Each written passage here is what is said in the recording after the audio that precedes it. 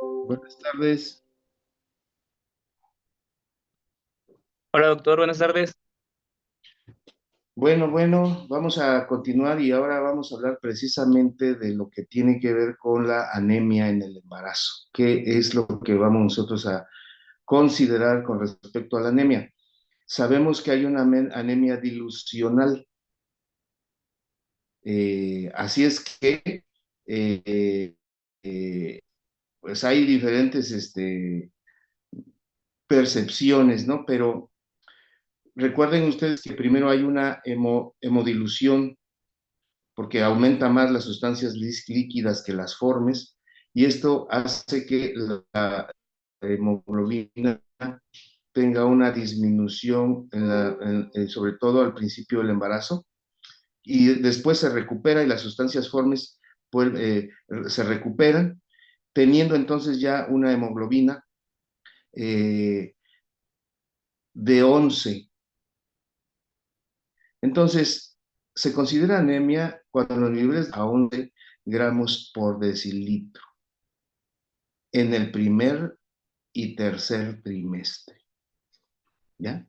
Porque para hablar en términos, y sobre todo hablando de pacientes de América Latina, eh, entonces, menos de 11 estamos con anemia, por las condiciones que ya sabemos con respecto a precisamente a la anemia fisiológica del embarazo. La anemia es muy grave cuando, pues, por supuesto, hay menos de 4 y sería una emergencia médica, ¿no? En el embarazo. La anemia severa es cuando tiene menos de 7 y requiere tratamiento médico. Y como les decía, la anemia en mujeres embarazadas es cuando tenemos una hemoglobina de 11 o menos, ¿sí? Anemia en mujeres embarazadas, hemoglobina de 11 o menos. Con 11,5 ya no sería anemia, 11,2. Digamos que el punto de corte es 11. 11 de hemoglobina, a partir de 11 ya tendríamos considerado anemia, sobre todo para la OMS, ¿no? Que nos define ya que con 11 de hemoglobina tendríamos, pero con 11,1, 11,2 ya no sería anemia, todavía en el embarazo. Algo importante que nosotros como médicos de primer nivel, cuando estamos viendo una paciente, hablando del control prenatal de calidad, debemos recordar el papel que tiene el ultrasonido endovaginal en una paciente que está embarazada. El ultrasonido endovaginal nos va a permitir tener una imagen de la longitud del cervix. La longitud del cervix y sus características en cuanto a su extremo distal y su extremo proximal, ¿sí? O sea, su orificio cervical externo, ¿cómo está? El orificio cervical interno, ¿cómo está? Para esto es importante que ustedes tomen en cuenta lo siguiente. Quiero, quiero adelantar un poquito acá esto para que ustedes vean. Miren, aquí está el cuello, aquí está el cuello, aquí está la cabeza fetal. Lo que así debería estar normalmente en un paciente generalmente nulípara, donde vemos el orificio cervical externo cerrado, que la imagen representativa sería en una forma de T para ver el cuello del útero. Es importante hacer un ultrasonido de la longitud del cervix para poder diagnosticar qué paciente va a tener amenaza de aborto secundaria a una dilatación cervical, a una incompetencia ísmico-cervical. ¿Qué paciente va a tener una amenaza de aborto, una amenaza de parto prematuro? O sea, es muy importante como parte del control prenatal hacer una longitud del cervix, porque el borramiento cervical es uno de los primeros pasos en el proceso del parto. El borramiento cervical precede al trabajo de parto por lo menos 4 a 8 semanas. Por lo tanto, refiriéndonos al borramiento cervical, quiere decir que es al acortamiento del cuello. Normalmente el cervix tiene una longitud. Normalmente el cervix tiene una longitud. Esta longitud, eh, estamos hablando del canal endocervical. Aquí estaría el canal endocervical en el cervix. Este cervix tiene una longitud.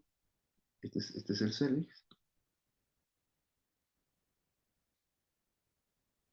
Este tiene una longitud. Cuando esta longitud se pierde, decimos que el cuello se ha borrado, es decir, está más corto. ¿Bien? Aquí, por ejemplo, vemos este cuello está más corto que entonces este tiene la longitud normal y este ya está cortado. Ese es el primer cambio que hay cuando inicia el trabajo de parto, el borramiento del cervix. Por eso, ya cuando está completamente borrado, ya no encontramos longitud del cervix, ya el cervix ya no tiene longitud, ya está este sería un cervix ya, el cual ya casi está borrado completamente. ¿Ya? Aquí está, vemos longitud de 3 centímetros, o sea, 30 milímetros normalmente. Aquí ya está cortado y aquí está sumamente acortado. Ese es el primer dato de que va a haber un parto. Y esto ocurre aproximadamente 4 a 8 semanas antes de que lleguen que se presente el parto. Si yo hago un ultrasonido endovaginal, puedo detectar oportunamente ese acortamiento y dar medidas para detener el trabajo de parto en caso de que estemos en un embarazo prematuro.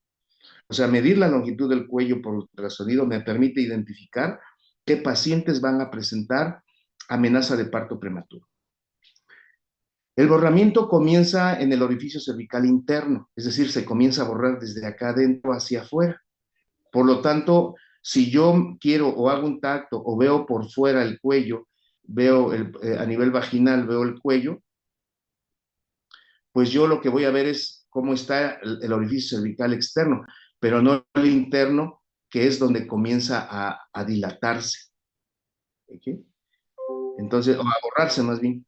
Entonces, es muy importante que yo identifique esta longitud del cuello, sabiendo que el borramiento comienza en su extremo distal o en el extremo donde está el orificio cervical interno. Y como eso no lo puedo ver ni palpar, solamente el ultrasonido me puede decir si se está borrando ese cuello. Por eso es importante hacer un ultrasonido. La longitud cervical disminuye en el segundo trimestre, el riesgo de parto prematuro aumenta, sobre todo cuando el borramiento se produce a principios del segundo trimestre.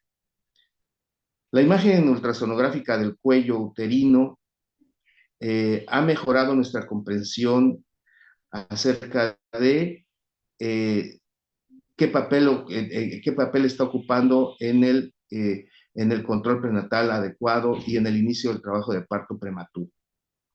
Se supone que lo que tenemos que evitar es complicaciones. Y una de esas complicaciones sería que haya una amenaza de parto prematuro y esa de parto prematuro pues nazca antes de tiempo y muera. Una de las causas más importantes de muerte es la amenaza de parto prematuro, de muerte de los fetos. Y sí hay un cierto porcentaje de... Vamos a continuar a ver si nos avanza. Perfecto. Entonces, medir la longitud del cuello. Fíjense ustedes,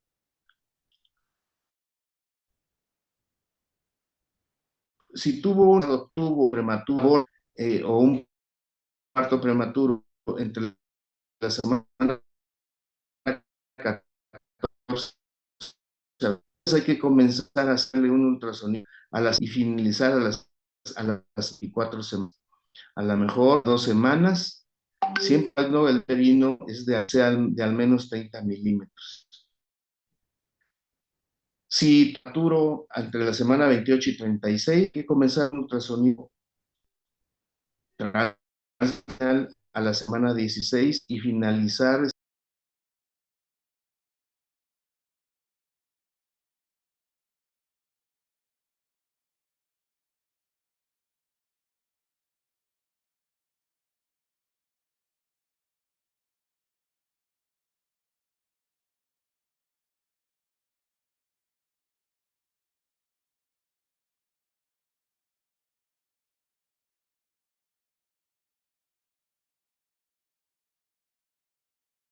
una sola vez. Una sola vez. Si yo hago esto, puedo detectar las amenazas de parto prematuro con tiempo e iniciar tratamiento inicialmente con progesterona para evitar que se siga borrando o acortando este cuello. Y aquí tenemos entonces cómo el cuello se va a abrir. Primero, esto sería normal cuando está cerrado. Aquí está el orificio cervical externo, interno, perdón, aquí está el externo. Aquí tenemos que está abierto el orificio cervical interno, nos da esta imagen de Y. Es decir, así comienza a abrirse el cuello de la porción proximal. ¿Sí? Comienza aquí a abrirse, nos da una imagen de Y. Continúa la dilatación y ahora nos da una imagen de B. Miren, ya está mucho más abierto el cuello y ahora más falta que se abra el orificio cervical externo. Y luego finalmente ya nos da una forma de U cuando ya está muy delgadita las paredes del cuello, ya está nada más para abrirse, nos da una imagen de U. Cuando ya está completamente abierto todo el cuello, solo lo que no se ha abierto es el orificio cervical externo. Esta es la progresión del borramiento o del borramiento cervical. El cuello se va abriendo y acortando, por lo tanto, aquí ya no tenemos cuello, ya nada más es cuestión de que se abra y ya viene el trabajo de parto o el aborto. Entonces, lo ideal es que tenga una forma de T. Cuando tiene forma de Y, es que ya se está abriendo el orificio cervical interno. Forma de B, ya se abrió casi todo el orificio cervical, todo el canal endocervical. Y la U ya es una etapa previa nada más a que se abra este cuellito y se venga el parto pretérmino o el aborto. Se pueden tomar medidas porque se da tratamiento con progesterona para que el acortamiento no continúe. Se puede también hacer lo que es un cerclaje. Si vemos y que no es la primera vez que tiene un aborto, un aborto, entonces lo que podemos hacer es amarrarle aquí el cuello, amarrarle aquí con una cinta, ¿sí? Hay diferentes técnicas, la técnica de Shirotka, la técnica de McDonald, o también está la técnica de Espinosa Flores, que son técnicas del llamado cerclaje cervical uterino. Son diferentes técnicas de cómo atar el cuello para que no se siga abriendo y detener ese proceso de borramiento del cervix. El requisito es que haya una longitud suficiente para poder colocar la sutura. Entonces, nosotros vamos a ver ese tema de incompetencia sísmico-cervical, donde vemos entonces que aquí la longitud cervical se mide desde el orificio cervical externo hacia el orificio cervical interno. Entonces, vemos que aquí tenemos la parte del orificio cervical externo. En un caso en el que estemos midiendo el cervix, aquí estaría el orificio cervical interno, vemos que está haciendo una B, bueno, pero la longitud del cervix va a ser la que corresponda a toda la parte del cervix que está cerrada. Aquí está el orificio cervical externo, este es el orificio. En este caso, por ejemplo, aquí tenemos una parte, el embudo, llamado embudo, que lo podemos hacer en muchos pacientes sin que todavía sea considerado que se esté abriendo, pero este embudo ya no nos daría la T que habíamos visto, ¿no? Aquí ya hay una primer B o embudo, y la longitud del cervix se comienza a determinar desde donde está el ángulo del embudo hacia el orificio cervical externo. Otra cosa sería que esto estuviera unido, el orificio cervical externo, pero aquí ya está un poco abierto, y eso nos puede dar falsos positivos, que si hacemos una medición de acá para acá, diremos, ah, no, pues está perfectamente bien, pero en realidad lo que tenemos que medir es el sitio donde está el ángulo, este ángulo del embudo hacia el orificio cervical externo.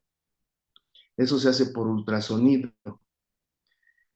Y aunque el cuello uterino corto puede ser visto como evidencia de que el proceso ha comenzado, la causa del acortamiento cervical es a menudo poco clara. Se ha atribuido a la que algunas mujeres tienen cuello corto a alguna variación biológica, actividad uterina oculta, sobredistensión uterina y algo muy importante, insuficiencia cervical congénita o adquirida, una incapacidad del cervix para mantenerse cerrado, hemorragia decidual, la infección o inflamación. Esta parte de la insuficiencia cervical la vamos a ver como tema. De tal manera que la medición de la actitud cervical antes de la semana 14 tiene un valor clínico limitado, por lo tanto debemos hacerla después de la semana 14. Ya habíamos dicho, vimos que la longitud del cervix conviene hacerla en mujeres que no han tenido antecedente, fíjense ustedes, de parto prematuro previo entre la semana 18 a 24. Antes de la semana 14 no tiene caso. Si ya tiene un parto, un prematuro previo, desde la semana 16 a la 24 cada 2 semanas. Si tiene un aborto o parto prematuro más de edad más de poca edad, se comienza desde la semana 14, si hay antecedente. Pero si no tiene antecedente de parto prematuro previo, pues deberá iniciarse entre la semana 18 y 24 la longitud cervical. Entre la semana 18 a 24. No tiene caso hacerla antes.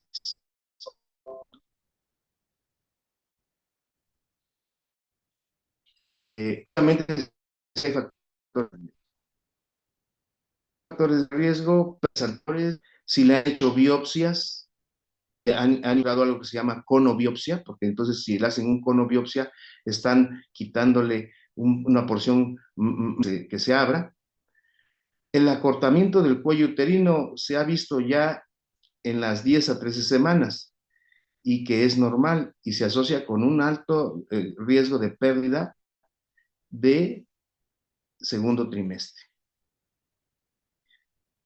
La medición reproducible de la longitud cervical se hace posible alrededor de la semana 14 de gestación, cuando el cuello del útero normalmente se diferencia del segmento uterino inferior. Pero como muchas veces esto no se puede obtener, si no hay factor de riesgo, conviene medir la longitud del cervix entre la semana 18 a 24. 18 a 24, donde vamos a ver. Aquí vemos un cuello uterino. Este es el canal endocervical. Aquí está el orificio cervical externo. Está cerradito, cerradito. Y aquí tenemos el orificio cervical interno, cerrado también. Este es ideal, todo este cuello. Este cuello uterino es normal. Los labios anterior y posterior, este es el labio anterior, labio y posterior, están cerrados, el conducto del canal está cerrado, por lo tanto, pues es normal este útero, este cuello, normal, cerrado.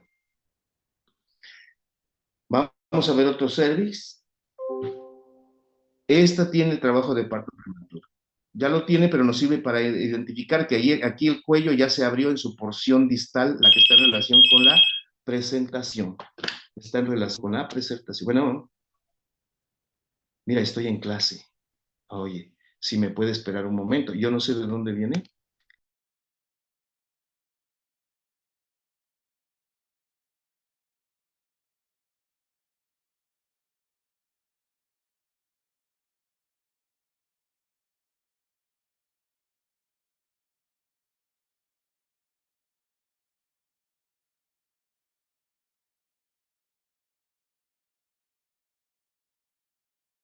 Vemos un cuello que ya comenzó a abrirse en su porción distal. Aquí está el proximal, por aquí está el orificio cervical externo, el que podemos ver por vagina.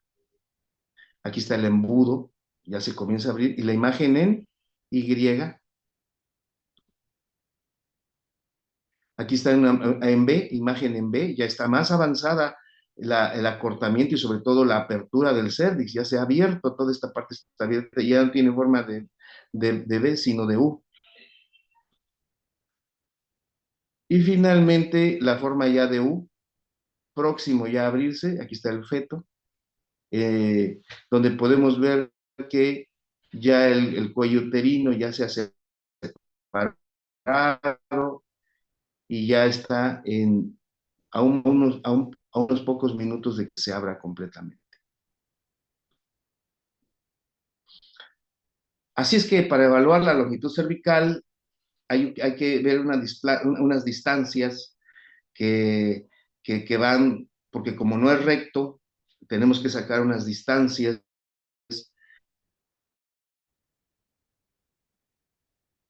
y que finalmente nos van a dar la longitud cervical, es la línea D, que es una distancia recta entre el orificio cervical interno y el orificio cervical externo.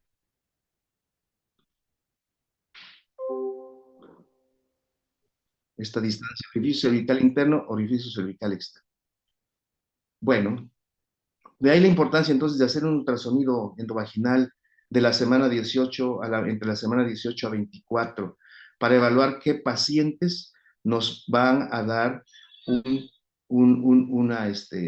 nos pueden dar una amenaza de parto prematuro. De alguna manera debemos considerar que un ultrasonido del canal, un ultrasonido de la longitud del cérvix uterino, tomado por vía endovaginal, es predictivo para las amenazas de parto prematuro y para las incompetencias cervicales, es decir, para algunos abortos. ¿Sí?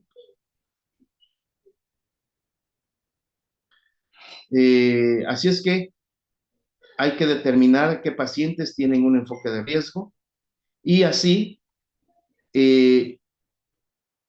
establecer a través de la historia clínica perinatal y el carnet perinatal, si no tiene factores de riesgo, atención del parto en un primer nivel de atención. Si tiene factores de riesgo, es conveniente referir a la paciente a un segundo nivel de atención. Estamos hablando de ya un hospital de segundo nivel, porque podemos tener ya un parto complicado. Muchas de estas cosas las vamos a confirmar y a reafirmar ahora que veamos ya los temas específicos, amenazas de parto prematuro, aborto, parto pélvico, y ya enriqueceremos toda esta información para tener un control prenatal de nuestra paciente mejor en todas las etapas, desde que está apenas haciéndose intraabdominal hasta las últimas semanas de embarazo, y no solamente ahí, sino en el parto y en el puerperio, en las primeras horas de ya nacido nuestro recién nacido,